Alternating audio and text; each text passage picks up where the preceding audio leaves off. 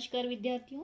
बच्चों, आज मैं लेकर आई हूँ कक्षा 12वीं की हिंदी पाठ्य पुस्तक युवक भारती से पाठ 8।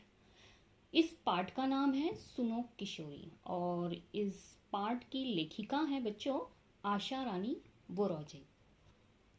बच्चों, सबसे पहले हम देख लेते हैं इस लेखिका का परिचय आशा रानी बोरा जी का। तो श्रीमती आशा रानी बोरा जी का जन्म 7 अप्रैल 1921 को अविभाजित भारत के झेलम जिले की तकवाल तहसील स्थित एक ग्राम दुल्हा में हुआ था। और आशा रानी जी आधुनिक हिंदी साहित्य में नारी विषयक लेखन में अपना अलग स्थान रखती हैं और प्रतिष्ठित पत्रिकाओं में इनके लेख धारावाहिक रूप से छपते रहे हैं और विभिन्न क्षेत्रों में ये अग्रणी रही हैं। महिलाओं के जीवन संघर्ष को चित्रित करना और वर्तमान नारी वर्ग के सम्मुख आदर्श प्रस्तुत करना इनके लेखन कार्य का प्रमुख उद्देश्य रहा है। बच्चों इस इनकी कुछ प्रमुख कृतियां हैं वो देख लेते हैं आशा रानी बोरा जी की। भारत की प्रथम महिलाएं, स्वतंत्रता सेनानी लेखिकाएं, क्रांतिकारी किशोरी, स्वाधीनता सेनानी, लेखक पत्रकार आदि। बच्चों, ये पाठ एक पत्र शैली में लिखा गया एक निबंध है और इस पाठ की प्रस्तावना इस तरह से है कि लेखिका की पुत्री जिसका नाम सुगंधा है, उसकी सहेली यानी सखी रचना, जिसका नाम है रचना, जो अभी कॉलेज में उसने प्रवेश लिया है, वहाँ वह एक सहपाठी किसी लड़के से आकर्षित हो जाती है। अभी लड़का और लड़की दोनों की आयु कम है। लेखिका यहाँ पर आशा रानी बोरा जी अपनी पुत्री को सुगंधा को उसे उचित मार्गदर्शन देने की प्रेरणा दे रही हैं इस पाठ के द्वारा, इस पत्र के द्वारा। साथ ही सखी का साथ न छोड़ने का भी परामर्श देती हैं और किशोर अवस्था में जैसे बच्चे अपने साथियों पर कई अधिक विश्वास करते हैं, वो इस पाठ में इस पत्र के द्वारा लेखिका आशा रानी बोरा जी अपनी पुत्री को सुगंधा को समझाती हैं। बच्चों, चलिए देखते हैं इस पाठ में पत्र के द्वारा आशा रानी बोरा लेखिका अपनी पुत्री को क्या क्या समझाती है। तो लेखिका लिखती हैं, सुनो सुगंधा, तुम्हारा पत्र पाकर खुशी हुई। तुमने दो तरफा अधिकार की बात उठाई है, वह पसंद आई है। बेशक जहां जिस बात से तुम्हारी असहमति हो वहां तुम्हें अपनी बात मुझे समझाने का पूरा अधिकार है।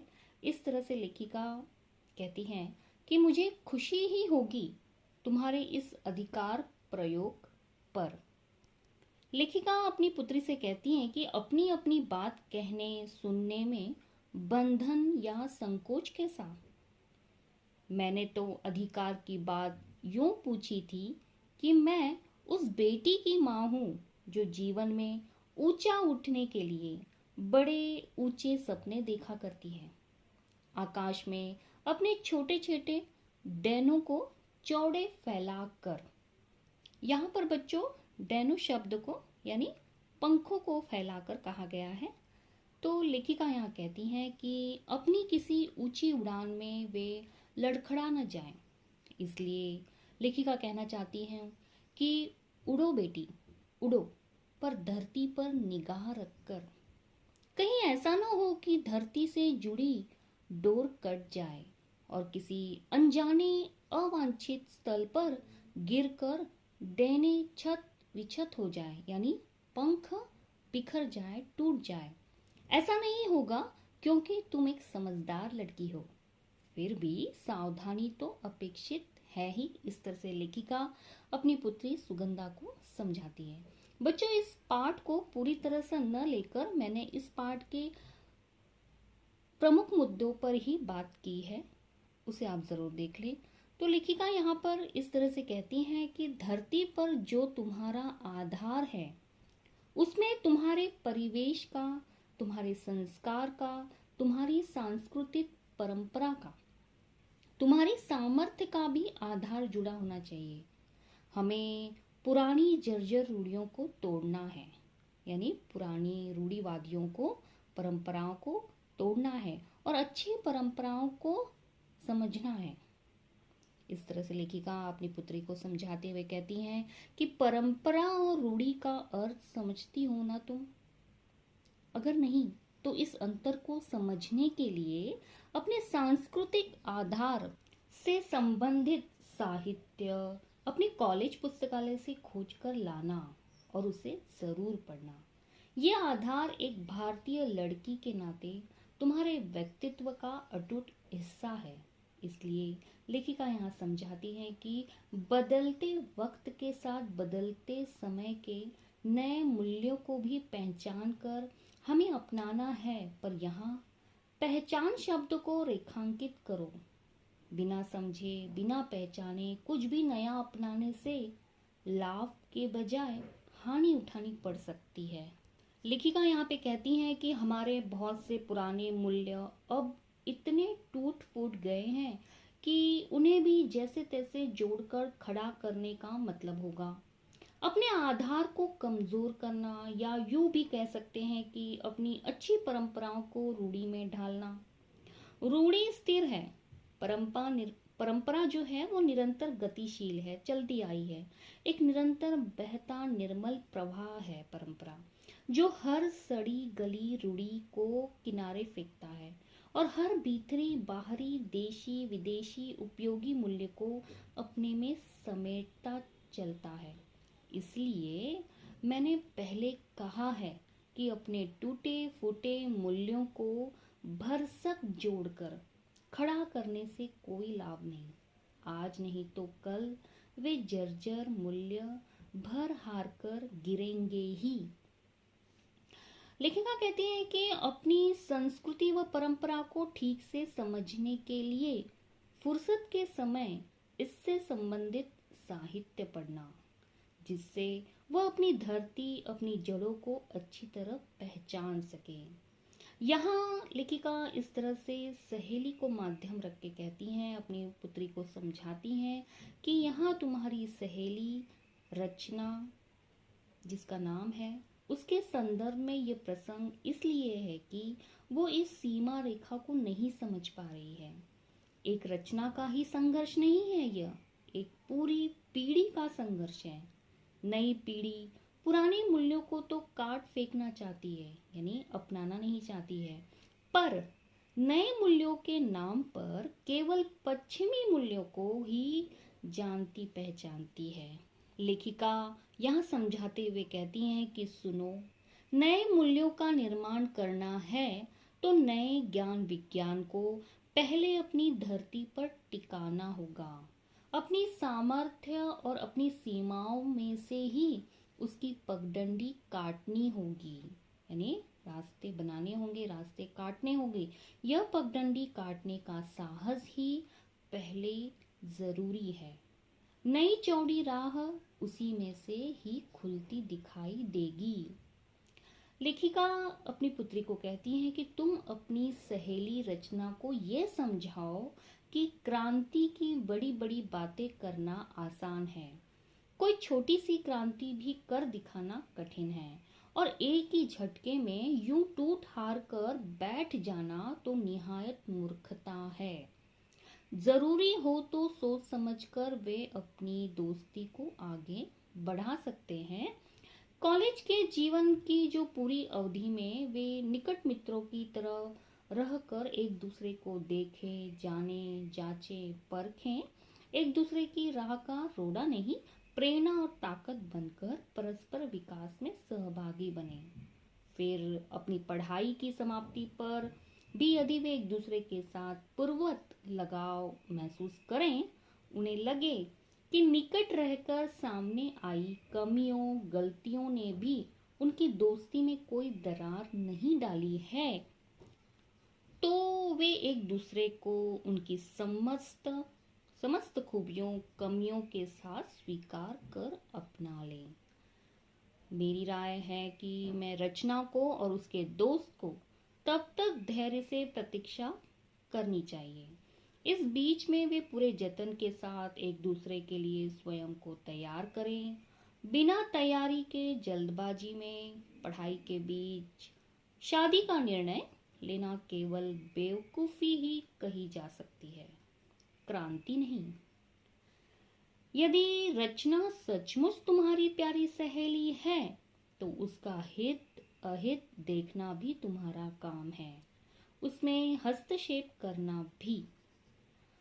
लेखिका कहते हैं कि प्यार के जुनून में इसका उल्टा असर हो और वो तुम्हारी बात का बुरा मानकर तुमसे कन्नी काटने लगे यानी दूर भागने लगे, इसलिए संभल कर बात करनी होगी और सूझबूझ से बात संभालनी होगी। लेखिका पुत्री को समझाते हुए कहती हैं कि दोष अकेली रचना का है भी नहीं, दोष उसकी नासमझ उम्र का है, यहाँ उसके उस परिवेश का है जिसमें उसे संभल कर चलने के संस्कार नहीं दिए गए हैं। ये उम्र ही ऐसी है जब कोई भावुक किशोरी किसी युवक की प्यार भरी मीठी मीठी बातों के बहकावे में आकर उसे अपना सब कुछ समझने लगती है और कच्ची रोमानी भावनाओं में बहकर जल्दबाजी में मूर्खता कर बैठती है। पछतावा उसे तब होता है जब पानी सिर से गुजर चुका होता है। इस अल्हड़ उम्र में अगर वो लड़की अपने परिवार के स्नेह संरक्षण से मुक्त है, आज़ादी के नाम पर स्वयं को जरूरत से ज़्यादा अहमियत देकर अंतर्मुखी हो गई है, तो उसके फिसलने की संभावना अधिक बढ़ जाती है। अपने में अकेली पड़ गई लड़की जैसे ही किसी लड़के के संपर्क में आती है, उसे अपना हमदर्द समझ बैठती है और उसके बहकने की, उसके कदम भटकने की संभावना और भी बढ़ जाती है। लेखिका कहती हैं कि एक अच्छी सहेली के नाते तुम उसकी पारिवारिक पृष्ठभूमि का अध्ययन करो। अगर लगे कि वह अपने परिवार से कटी हुई या दूर है तो उसकी इस टूटी कड़ी को जोड़ने का प्रयास करो। जैसे तुम मुझे पत्र लिखती हो, उससे भी कहो वो अपनी माँ को पत्र लिखे, अपने घर के भाई बहनों की बातों में रुचि ले, अपनी समस्याओं पर माँ से खुलकर बात करे और उनसे सलाह ले। यदि उसकी माँ इस योग्य न हो तो वह अपनी बड़ी बहन या भाभी से निर्देशन ले। यह भी संभव न हो तो अपनी किसी समझदार सहेली या रिश्तेदार को ही राजदार बना ले। घर में किसी से भी बातचीत का सिलसिला जोड़कर वो अपनी समस्या से अकेले जूझने से निजात पा सकती है। नहीं तो तुम तो हो ही। ऐसे समय वो तुम्हारी बात न सुने, तुम्हें झटक दे, तब भी उसकी वर्तमान मनोदशा देखकर तुम्हें उसकी बात का बुरा नहीं मानना है। उसका मूड देखकर उसका मन टटोलो और उसे प्यार से समझाओ। लेखिका कहती है कि एक शुभ चिंतक सहेली के नाते ऐसे समय तुम्हें उसे इसीलिए अकेला नहीं छोड़ देना है कि वो तुम्हारी बात नहीं सुनती या तुम्हारी बात का बुरा मानती है। तुम साथ छोड़ दोगी तो वो और टूट जाएगी। अकेली पड़कर वह उधर ही जाने के लिए कदम बढ़ा लेगी जिधर जाने से तुम उसे रोकना चाहती हो।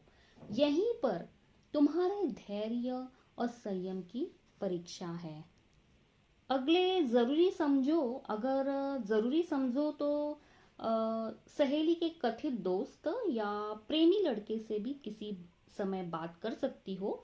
उसकी मंशा जानकर, उसकी इच्छा को जानकर उससे अपनी सहेली को अवगत करा सकती हो या आगाह कर सकती हो। यदि तुम्हें लगे कि लड़का निर्दोष है, निश्चल है, अपने प्यार में सच्चा है या अड़िंग लगता है, तो दोनों को पढ़ाई के अंत तक प्रतीक्षा करने और तब तक केवल दोस्त बने रहने का परामर्श दे सकती हो।